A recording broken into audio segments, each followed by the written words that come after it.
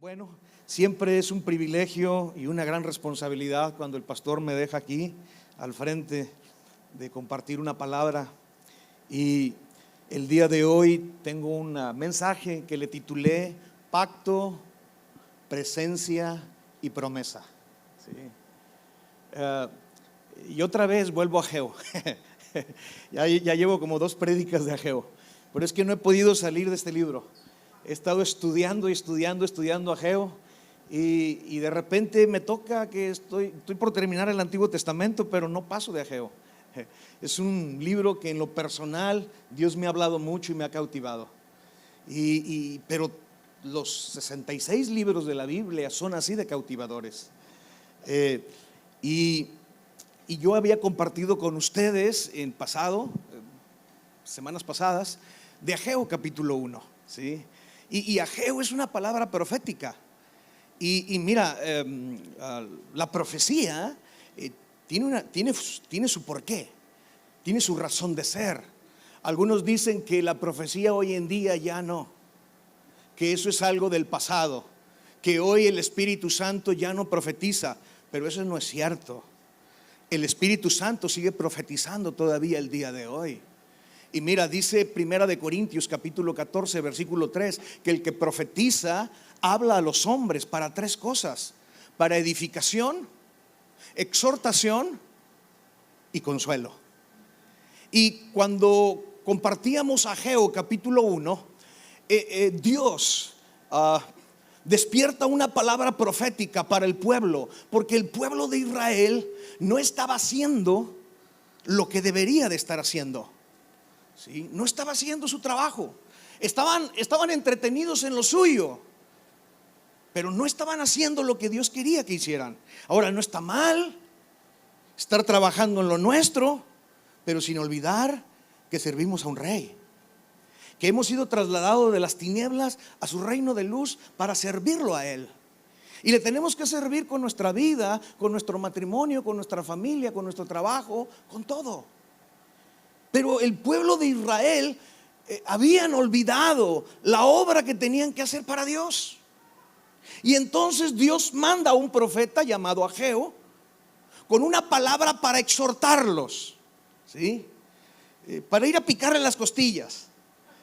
Y funcionó, porque al final del capítulo 1 de Ageo el pueblo empieza a trabajar en donde debería de estar trabajando, en la edificación de la casa de Dios. Ahora, recuerden ustedes que dijimos que cuando hablamos de edificar la casa de Dios, no nos estamos refiriendo solamente a la iglesia, porque algunos pueden pensar que cuando hablamos de edificar la casa de Dios solamente nos referimos a la iglesia, y no es así. Yo quiero decirte una cosa el día de hoy: tu matrimonio, Dios quiere que sea su casa.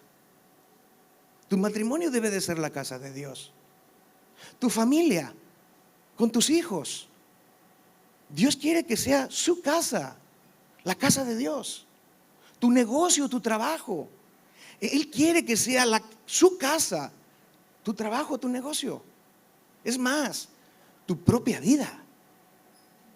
Él quiere que seas tú su casa. Entonces, no nos encasillemos cuando hablamos de edificar la casa de Dios en que estamos refiriéndonos solamente a la iglesia, sino abarca mucho más que eso. Pero vuelvo a Ageo capítulo 1. En capítulo 1, el estímulo, la exhortación profética que Dios les da al pueblo de Israel funciona, porque el pueblo empieza a edificar la casa de Dios. Ahora yo quiero hablarte de Ageo capítulo 2 y te voy a hablar de los primeros 7 versículos del capítulo 2. Para el capítulo 2, la obra de construcción ya va muy avanzada, va muy bien. Se está edificando la casa de Dios, pero, a ver, digan pero. No se crean. Pero pasa algo, hay un peligro. Hay un peligro que se detecta. Dios detecta algo que puede paralizar la obra de construcción, que puede dejar a medias la edificación. Y Dios no va a permitir eso. ¿Y qué es el peligro? El desánimo. El desánimo. El desaliento. ¿Por qué es tan peligroso el desánimo y el desaliento? Porque paraliza. Paraliza. Y no te deja avanzar. No te deja trabajar, no te deja actuar. El desánimo. No era la primera vez que pasaba esto en el pueblo de Israel. Ya había historia de esto en el pasado. Acuérdense en la época de Moisés, cuando ellos salen de Egipto y pasan por el desierto y van rumbo a la tierra prometida, porque ahí era donde Dios los quería meter. Esa era la voluntad de Dios, la tierra prometida. Pero recuerden que antes de entrar, Moisés envió 12 espías. Y de los 12 espías, al momento que regresaron, 10 de ellos traían un informe negativo. ¿Y qué provocó ese informe negativo? Desánimo. Todo el pueblo se desinfló. Se desinfló. Y porque se desanimaron, no entraron. El pueblo quedó paralizado a la orilla de la tierra prometida. Estaban a un paso de poder entrar, pero el desánimo, el desaliento impidió que ellas dieran el paso de fe que Dios quería que dieran. Y entonces vagaron 40 años en el desierto por el desánimo que les frustró el no avanzar. Entonces ya había historia de cómo el desánimo había afectado al pueblo de Israel y los había paralizado para no ser la obra de Dios. Ahora, hay un peligro aquí en Ageo capítulo 2 de eso, y ahí es donde yo quiero empezar. Ageo capítulo 2 versículo 3. ¿Sí? Ahorita lo ponen en pantalla. Fíjate, empieza el Señor este versículo hace dos preguntas. La primera de ellas dice: ¿quién ha quedado entre ustedes que haya visto esta casa en su gloria primera? ¿Y cómo la veis ahora? Esa es la primera pregunta que hace. La segunda pregunta es: ¿no es ella como nada delante de sus ojos? Mira, cuando Dios hace preguntas, no es porque Dios no sepa. Si Dios no supiera algo, no fuera Dios. Porque un atributo de Dios es que es omnisciente. Lo sabe y lo conoce todo. No hay nada secreto para Él. Todo lo sabe. Entonces, cuando Él hace preguntas en la Biblia, no es porque Él quiera saber algo o no sabe algo, sino porque Él quiere subrayar algo para la gente, para el pueblo. Y entonces Él hace esta pregunta. ¿Y a quién se está dirigiendo? No se está dirigiendo, está todo el grupo, está todo el pueblo de Israel. Pero con esta pregunta se está dirigiendo a un grupo en específico. Se está dirigiendo a los ancianos. Bueno, déjame lo digo de otra manera: a los de sabiduría acumulada. Se oye más así, más agradable, ¿no? No se oye tan feo. Los de sabiduría acumulada. ¿Por qué? Porque 70 años atrás el rey Salomón había construido el primer templo. Y cuando tú lees ahí la escritura en el Antiguo Testamento, o sea, entiéndeme, Salomón echó la casa por la ventana, como decimos, en la forma como construye el templo. Lo adorna completa y totalmente, lo reviste de oro. O sea, era una cosa asombrosa arquitectónicamente hablando. Había una belleza impresionante en el primer templo, en la primera casa que se construye. Y había un grupo de gente entre todos los judíos que habían visto eso cuando eran niños. 70 años después, pues ya son de sabiduría acumulada. Son de 65 y más.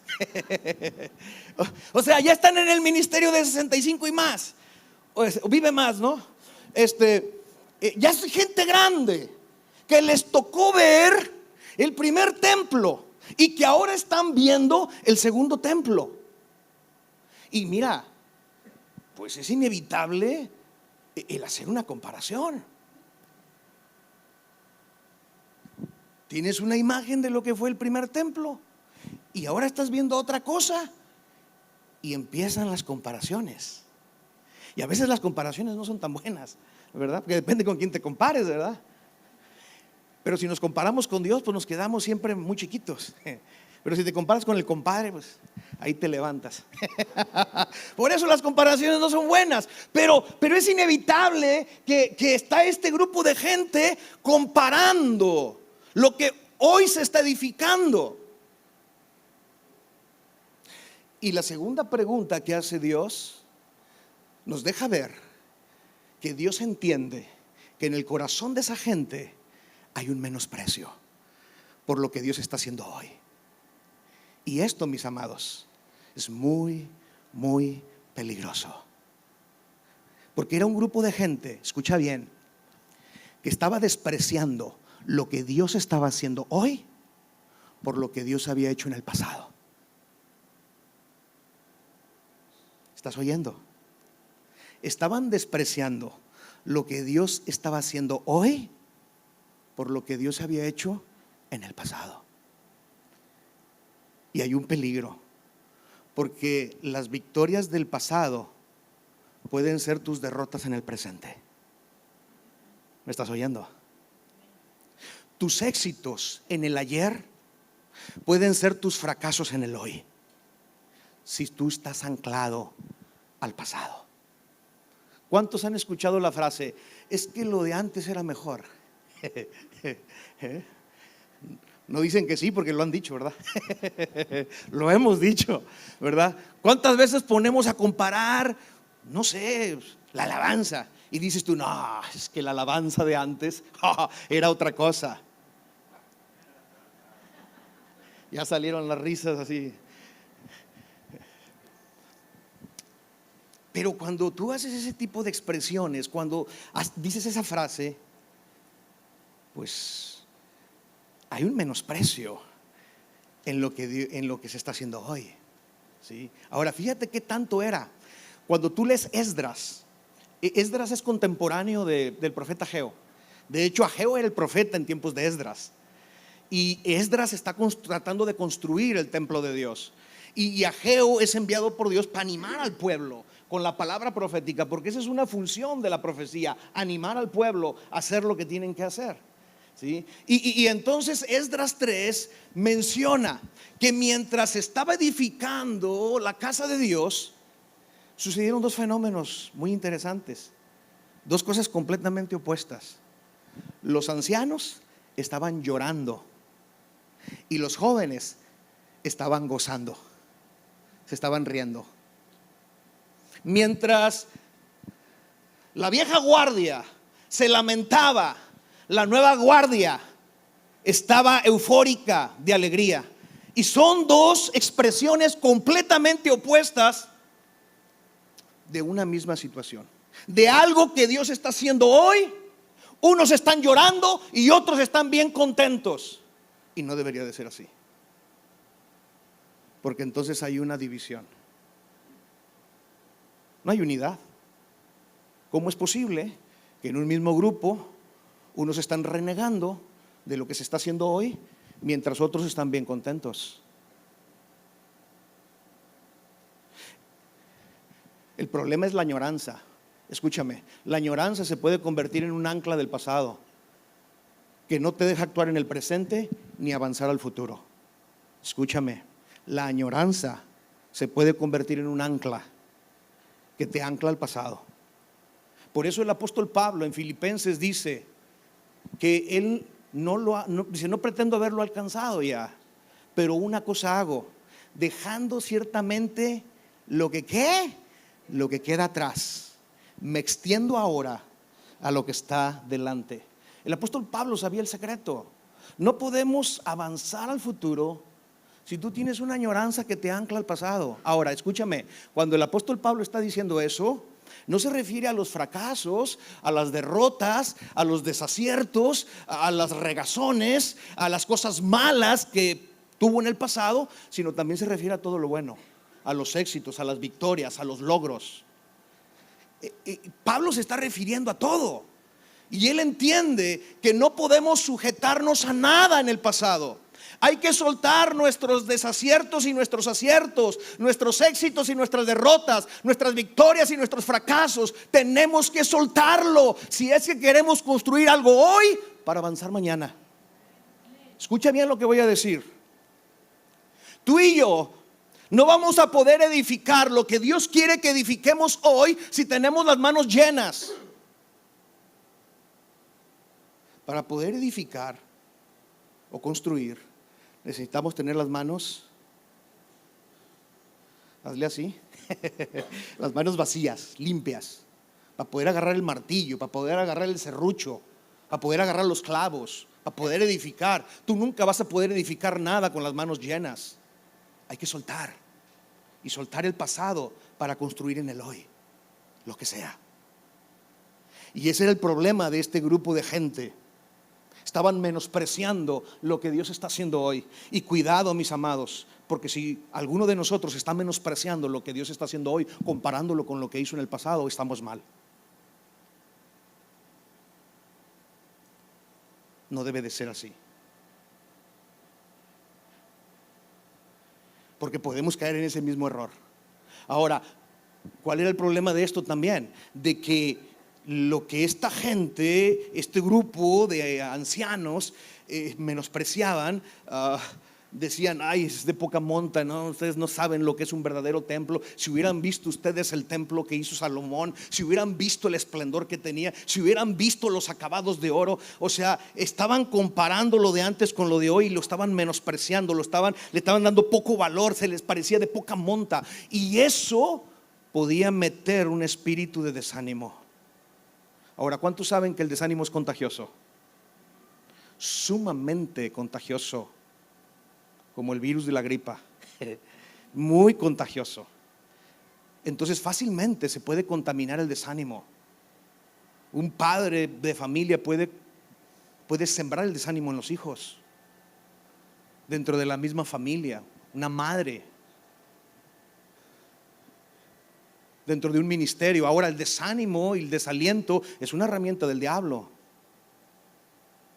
Cuando tú lees Job, aparece una criatura llamada Leviatán, que es un prototipo de Satanás. Y una escritura dice que él esparce desaliento con su boca. Es que es una estrategia del diablo, porque él sabe que el desaliento y el desánimo paraliza. Y si algo quiere hacer el enemigo es paralizar la obra. ¿No pasó con Jesús y Pedro? Cuando Jesús les dice: señores, es necesario que vayamos a Jerusalén porque me van a capturar, me van a matar, me van a sacrificar. ¿Y qué pasó con Pedro? No, Señor, eso no te puede pasar a ti. Y trató de desanimar a nuestro Señor Jesucristo para que no hiciera la obra que Dios le estaba mandando a hacer y para la cual Él había venido a este mundo, que era salvarnos por medio de su sacrificio. Pero fue un intento del enemigo. Y mira quién usó: al mismo amigo, a uno de los más íntimos de Jesús, a Pedro. Pero gracias al discernimiento de nuestro Señor se dio cuenta de que era Satanás quien trataba de desanimarlo. Y aquí vemos a un grupo de gente dentro de la misma comunidad judía con el peligro de desanimar al resto de la población. Ahora, vamos al versículo siguiente, versículo 4. Fíjense cómo ahora el Señor lo que va a tratar de hacer es imprimir un estímulo, ¿sí? ¿Por qué? Porque ante esta situación el Señor no se va a quedar con las manos cruzadas y va a tratar de meter 3 estímulos.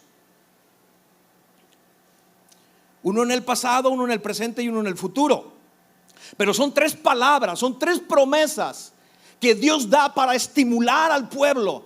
Porque esta es la segunda vez que el Señor habla a través del profeta. Y es una palabra profética para animar al pueblo.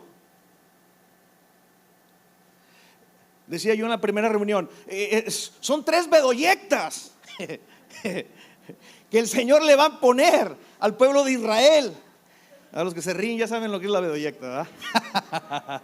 Son vitaminas, ¿verdad? Y Dios está por meterle unas vitaminas ahí al pueblo de Israel.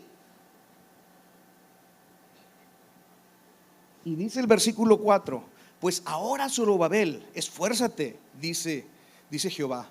Esfuérzate también, Josué, hijo de Josadac, sumo sacerdote, y cobrad ánimo, pueblo todo de la tierra, dice Jehová, y trabajad, porque yo estoy con vosotros, dice Jehová de los ejércitos. Tres cosas, tres palabras utiliza Dios en el versículo 4. Las puedes subrayar si tienes ahí tu Biblia. La primera es esfuérzate. La segunda es anímate. Y la tercera es trabaja. Tres ingredientes. Es que cualquier proyecto de Dios, cualquier empresa de Dios necesita estas tres cosas: fuerza, ánimo y saber trabajar. Cualquier ministerio que se pretenda hacer para el Señor necesita estas tres cosas. Y mira, y no solamente ministerios, cualquier cosa que tú quieras edificar en tu vida, sea tu matrimonio, tu familia, tu hogar, tu trabajo, tu negocio, tu empresa, lo que sea, proyecto de vida, lo que quieras tú edificar, tú vas a necesitar fuerza, ánimo y saber trabajar. No puedes prescindir de ninguna de ellas. Necesitamos las tres. Porque mira, tú tal vez puedas tener ánimo y saber trabajar, pero si no tienes fuerza, ¿cómo vas a hacer la obra sin fuerzas? O a lo mejor puedes tener fuerza y saber trabajar, pero si no tienes ánimo, ¿avanzarás desanimado? Ya dijimos que no. O puedes tener fuerza y ánimo, pero no saber trabajar. ¿Cómo vas a hacer lo que tienes que hacer? Se requieren los tres ingredientes: fuerza, ánimo y trabajo. Y el Señor da tres estímulos para ello. El Señor, si algo quiere de su pueblo, es que sea un pueblo esforzado, un pueblo animado y un pueblo que trabaja para la obra. Porque, escúchame, así es Dios. Dios es un Dios que se esfuerza, es un Dios de ánimo y es un Dios de trabajo. Jesús decía: mi Padre hasta hoy trabaja y yo también.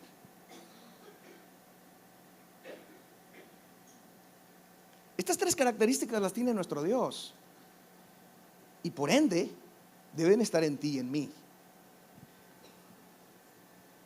Ahora, estamos hablando de estos estímulos. Construir una casa requiere de esto, ¿sí? Vamos al primer estímulo, la primera bedoyecta, ahí te va. Al final del versículo 4, cuando dice allí, después de que les dice esfuércense, anímense y trabajen, fíjate al final lo que dice: porque yo estoy con ustedes. ¿En qué tiempo está? En el presente. Es un estímulo para el presente, es un estímulo para el hoy. Y lo que está diciendo: yo estoy contigo. Escúchame, el primer estímulo y el más importante es la garantía de que la presencia de Dios Padre hoy está con nosotros. Hoy está con nosotros. No hay falla, no hay duda, no dudes, no vas solo, no estás haciendo las cosas por ti solo, por ti mismo. Dios está involucrado contigo y Él está contigo. Es la presencia de Dios. Y me encanta un versículo de Éxodo 33:14, porque es Dios mismo hablando con Moisés. Y en mira lo que dice, mira qué promesa. Es Dios diciéndole a Moisés: mi presencia, ¿su qué? Su presencia irá contigo. Imagínate que te lo está diciendo hoy a ti. Te está diciendo: mi presencia irá contigo. Vas a empezar el 2025. Dios te dice: mi presencia va contigo. Mi presencia va contigo. No vas solo en el 2025. Así como estás terminando el 2024, el 2025 vas a empezarlo con mi presencia. Mi presencia va a ir contigo. Pero mira lo más asombroso que dice este versículo al final: y te daré descanso. Wow, yo necesito descansar. Yo necesito descanso.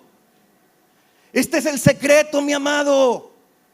Porque una persona que ha descansado se levanta ¿con qué fuerzas? Con muchas fuerzas. Se levanta ¿con qué ánimo? Con un ánimo renovado.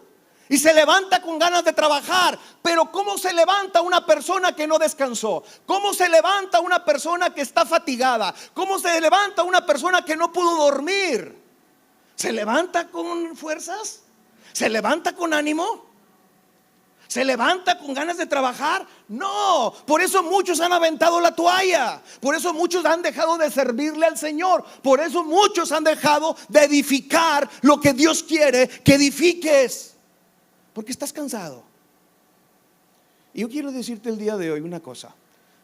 Si tú has venido este domingo cansado o cansada, o pensando en tirar la toalla porque ya no puedes más, porque estás completamente agotado, mira, tú no necesitas una cama, ni un crucero, ni ir a Cancún. Bueno, si puedes ir, ve. Pero no es lo que tú necesitas. No necesitas abandonar la carrera, tirar la toalla, dejar de luchar. No es dejar de trabajar o jubilarme tempranamente o renunciar al negocio. No es lo que necesitas. Lo que tú necesitas con urgencia es estar en la presencia del Señor. Jesús dijo, Mateo capítulo 11, hizo una invitación maravillosa, asombrosa. Jesús está viendo a las multitudes y está detectando algo en la gente. Y entonces levanta su voz y hace una invitación y dice: vengan a mí todos los que estén trabajados y cargados, y yo los haré descansar. Es en la presencia del Señor donde tú y yo verdaderamente vamos a encontrar el reposo que nosotros necesitamos. Porque la invitación de Cristo de reposar, de descansar, es más que un descanso físico. Lo que está ofreciendo nuestro Señor Jesucristo es un descanso de tu alma.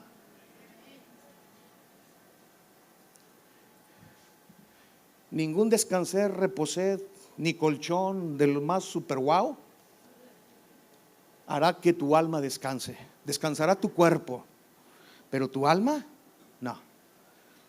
Escúchame, el único lugar lugar donde el alma del hombre puede reposar es en la presencia de Dios. No es en yoga, no es en filosofía, no es en meditación, no es en todo ese tipo de ondas raras en las que la gente se trata de meter para poder obtener cierta paz o cierta tranquilidad. Se equivocan, porque la única forma como el hombre puede descansar es estar en la presencia de su Creador. Mis amados, en el 2025 tenemos que hacer esto todos los días. Entrar en la presencia de Dios para encontrar el reposo y descanso, para así tener las fuerzas, el ánimo y las ganas de trabajar. Porque Dios te quiere con fuerza, animado y trabajando para el próximo 2025. Hay mucho por hacer todavía, mis amados, mucho. Y si no, pregúntale a Moisés, de 80 años. Pensaba que ya se iba a jubilar cuidando las chivas de su suegro. Y nada, después de 80 años, los mejores 40 años vinieron en su vida. Pero tuvo que imprimir en la vida de Moisés fuerza, ánimo y trabajo. Muy bien. Este es el primer estímulo que Dios da. Que entendamos que nosotros en el presente contamos con su presencia. Y si Dios es por nosotros, nosotros. Segundo estímulo, versículo 5. Fíjate lo que dice. Empieza a decir ahí, según el pacto que hice con vosotros. Sigue hablando Dios al pueblo de Israel. Dice: según el pacto que hice con ustedes cuando salieron de Egipto, así mi espíritu estará en medio de ustedes, no temáis. Fíjate, la segunda promesa, el segundo estímulo que Dios da, la segunda bedoyecta, la inyección que duele bastante, es en el pasado, porque dice el pacto que hice. Y este es el estímulo. Dios había hecho un pacto con el pueblo de Israel Porque el Dios que tenemos es un Dios de pactos, no es un Dios de contratos. Le llamamos a la Biblia Antiguo y Nuevo Testamento, pero el nombre real es Antiguo y Nuevo Pacto. Porque el Dios que tenemos es un Dios de pactos. Y escúchame una cosa, Dios no se relaciona con nadie si no hay un pacto de por medio. ¿Tú quieres algo con Dios? Es como la novia, ¿verdad? Dices, ¿tú quieres algo conmigo? Le dice al novio, pues cásate. Sin casamiento no hay intimidad, sin pacto no hay intimidad. Dios dice lo mismo. ¿Quieres intimidad conmigo? Vas a tener que hacer un pacto. Es obligado. ¿No quieres comprometerte conmigo? No hay nada. ¿Quieres mi bendición, mi protección y mi provisión? Vas a tener que hacer un pacto conmigo. Yo no me relaciono con ningún ser humano si no hay un pacto de por medio. Porque el Dios que tenemos es un Dios de pactos. ¿Sí? Y eso tenía que quedar muy claro para el pueblo de Israel. Ahora, el antiguo pacto que había hecho les garantizaba al pueblo de Israel una cosa. ¿Qué dice el versículo 5? Que su espíritu estaría, ¿en dónde? En medio del pueblo, es decir, entre el pueblo. Pero escúchame, el nuevo pacto, el pacto que hizo Jesús por su sacrificio en la cruz, invalidó el antiguo pacto por el nuevo. Porque el nuevo pacto es un pacto que es superior al antiguo, es mucho mejor. ¿Por qué? Porque el nuevo pacto, el pacto que hizo Cristo con nosotros, si algo nos garantiza a ti y a mí, es que el Espíritu Santo ya no va a estar entre nosotros, sino en nosotros. En nosotros, muy distinto. Una cosa es que el Espíritu Santo ande entre la gente y otro es que el Espíritu Santo esté en la gente. Si el antiguo pacto, donde el Espíritu Santo estaba entre la gente, imprimía en la gente fuerza, ánimo y ganas de trabajar, ¿cuánto más imprimirá el Espíritu Santo dentro de nosotros estas cosas? Es decir, si el Espíritu Santo está dentro de ti y de mí, no hay justificación para andar desganados, desanimados y sin trabajar. ¡Auch! En vez de amén. Porque no hay pretexto. Si el Espíritu Santo estando afuera hacía eso, ¿cuánto más estando adentro? Porque el Espíritu Santo no lo ocupas afuera, lo ocupas adentro. Y si el Espíritu Santo está dentro de ti, entonces no hay justificación. No hay justificación. Porque el pacto que Jesús ha hecho con nosotros por medio de su sangre es un pacto superior. Si el Antiguo Testamento, que era un pacto que fue hecho con la sangre de animales, fue un pacto con gloria, ¿cuánto más el nuevo pacto hecho con la sangre de Cristo? ¿Cuánto más? Mucho mayor. Es mejor el pacto que tú y yo tenemos con nuestro Dios. Y mira, yo quiero decirte una cosa: Dios no se olvida de sus pactos, porque un pacto es vinculante. Y si el antiguo pacto vinculaba a Dios con su pueblo, ¿cuánto más el nuevo pacto vinculará a Dios con nosotros? ¿Cuánto más? Es el Espíritu Santo en nosotros el que nos da poder para hacer la obra de Dios. Jesús les dijo a sus discípulos en Hechos 1:8: recibiréis poder cuando haya venido sobre vosotros el Espíritu Santo.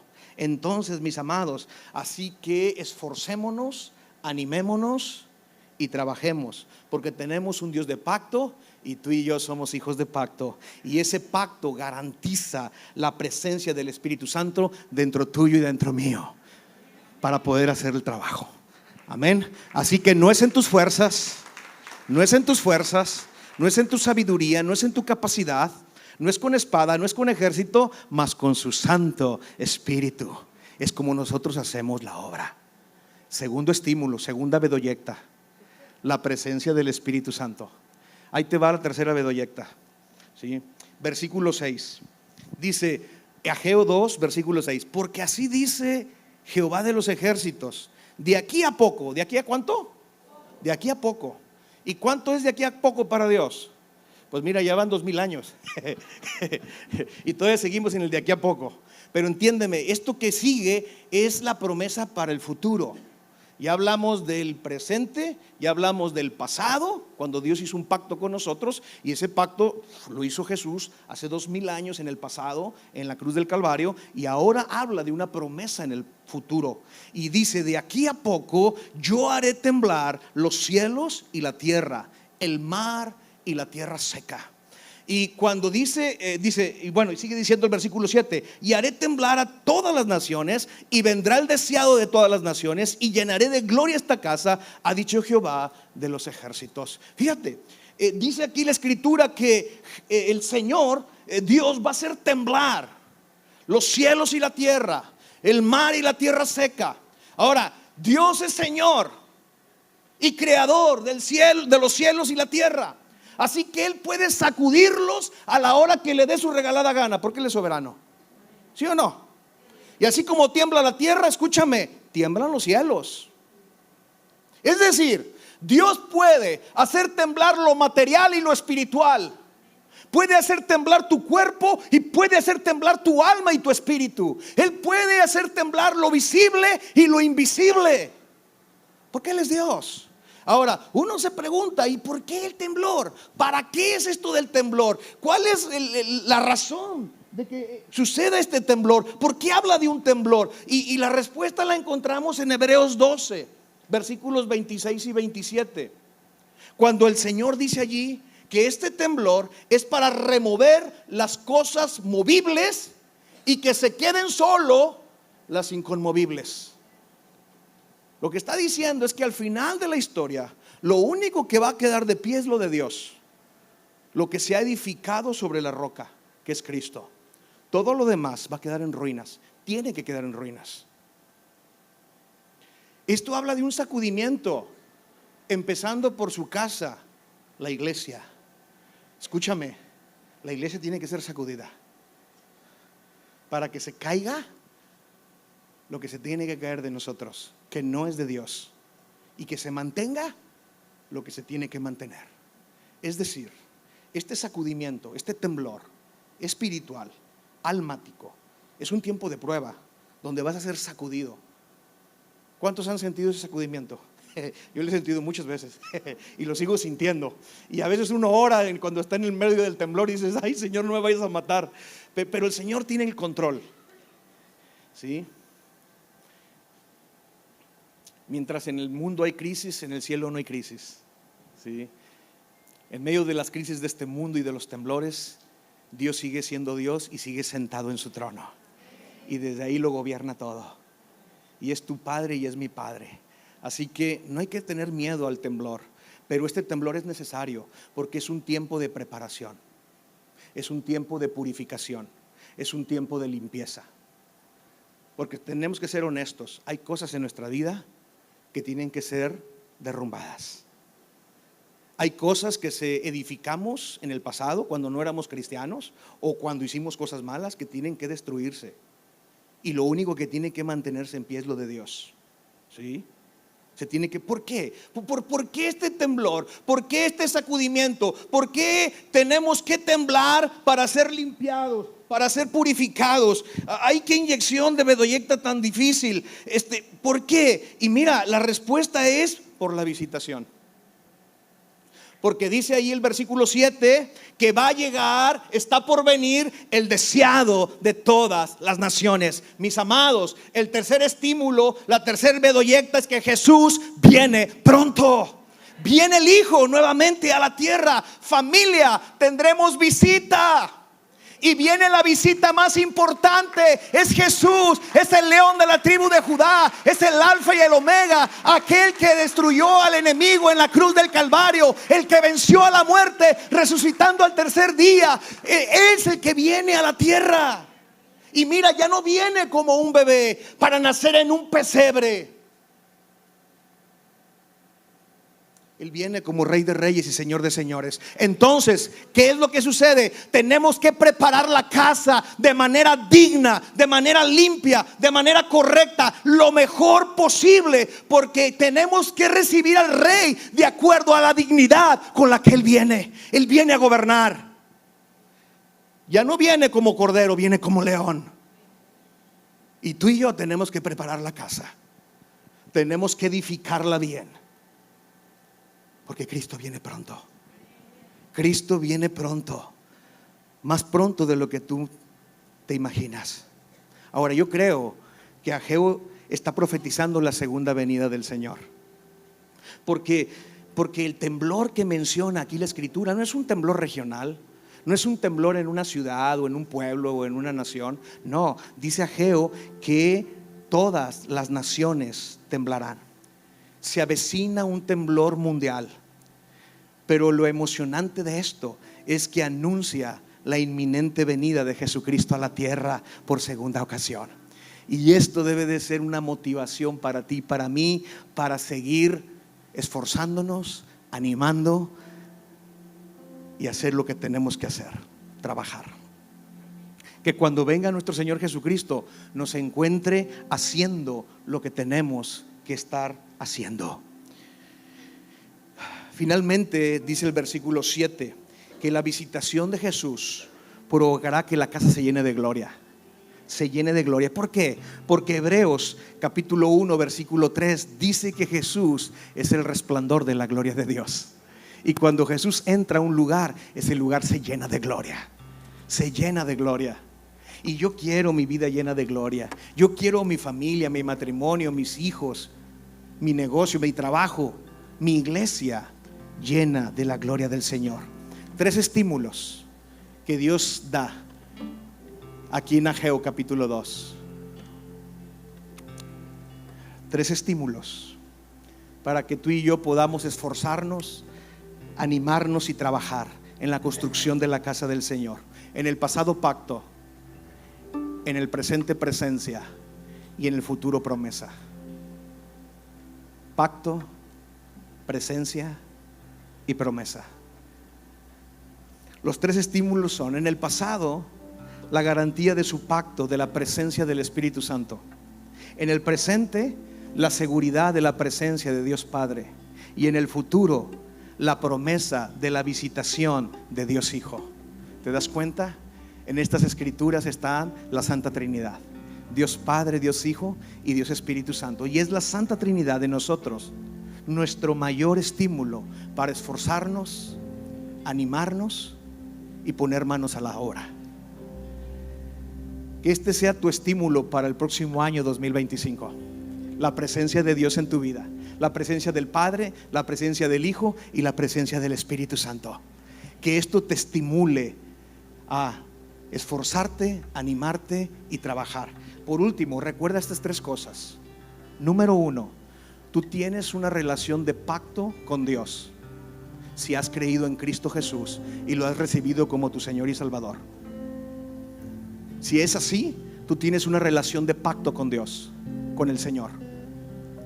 Número 2, tú tienes la presencia del Señor en tu vida.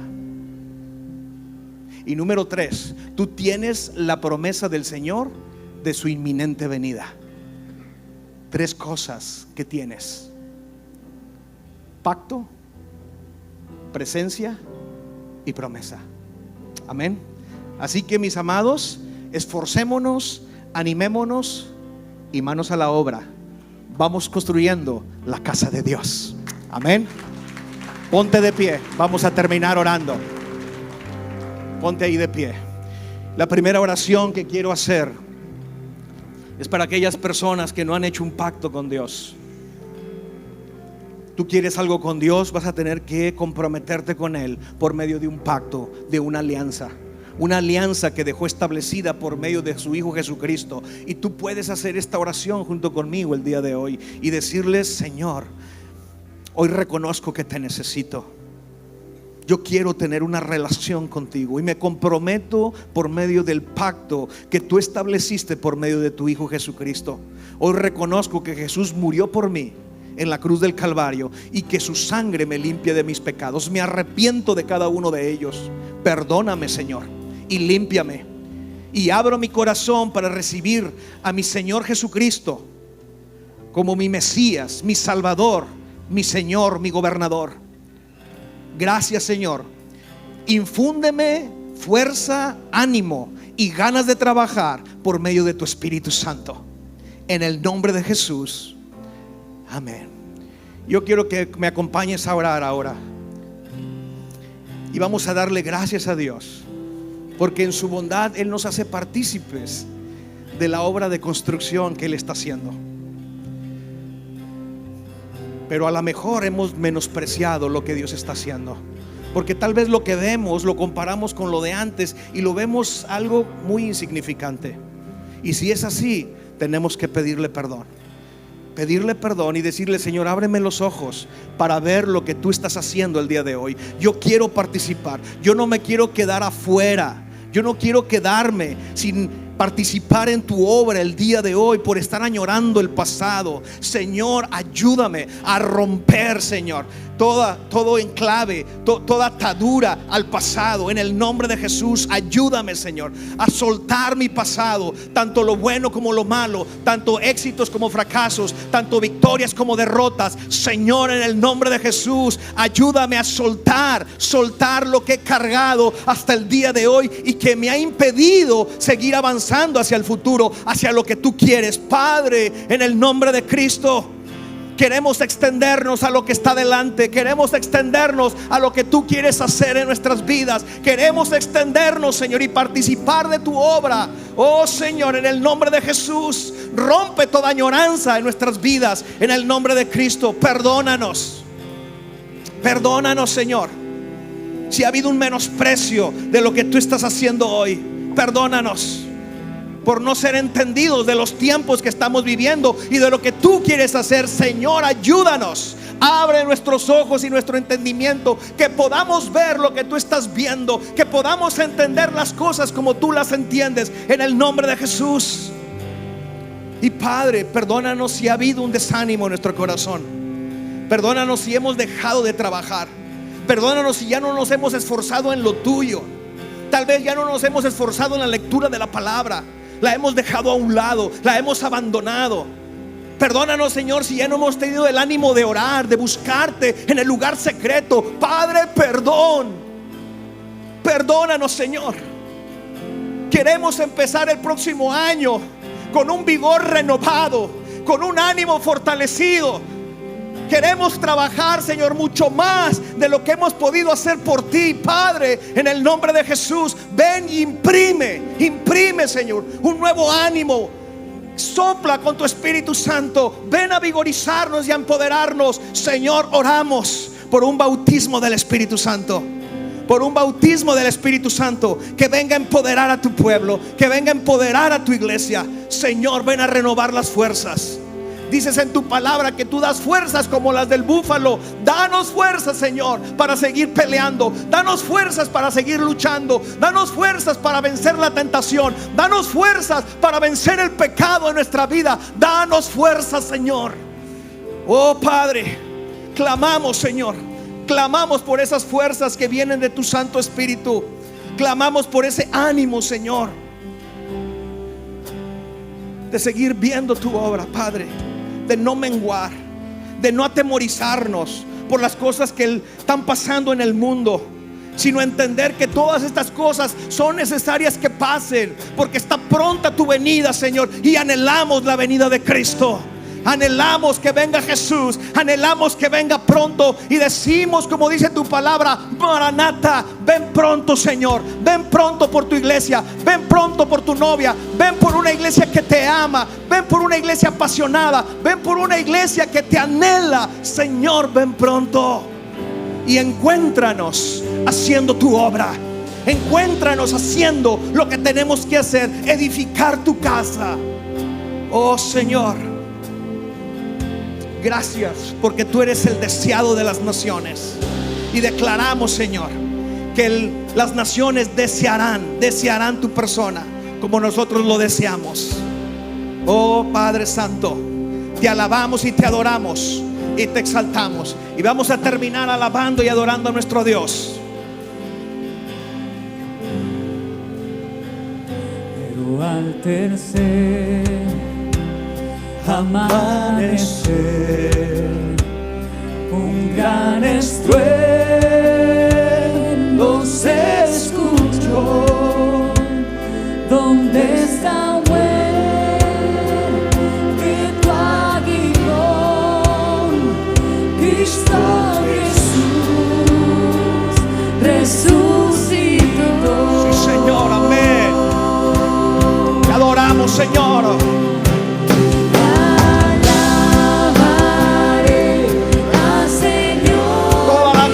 Para ti, Jesús. Tu nombre yo gracias. Proclamaré. Lo anunciaremos, Señor.